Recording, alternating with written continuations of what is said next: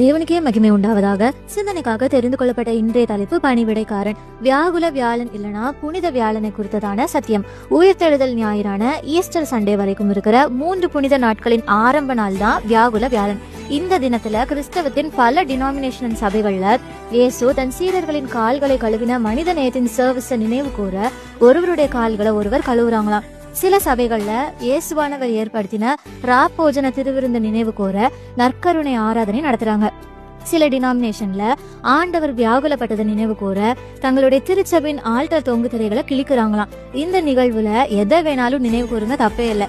But ஒரு மெயினான விஷயத்த கண்டிப்பா நினைவு கூறுங்க. அது என்னன்னா, தாவீது பல இடங்கள்ல பாடிப்பாரு, வானங்களை படைத்த இந்த தேவன் வாசம் செய்ய வானம் கொள்ளுமோ பூமி கொள்ளுமோன்னு கர்த்தரின் மேன்மை மகத்துவம் மகிமை குறித்து பாடியிருப்பாரு.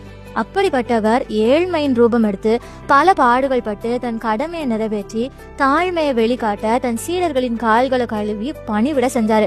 இன்னைக்கு எல்லாருக்குமே உயர்வு வேணும், பதவி வேணும், மேன்மைகள் வேணும். ஆனா அதற்கு தேவையான தாழ்மை அப்படின்ற ஒரு குணம் யாருக்கிட்டேயுமே இல்ல. மார்க்கு 10:43 படி முதல்ல பணிவிடைக்காரனா மாறுங்க. கர்த்தருக்கு பணிவிடை செய்யுங்க. ஏற்ற நேரத்துல கர்த்தர் உங்களை பெரியவனாக்குவார். ஆமேன்.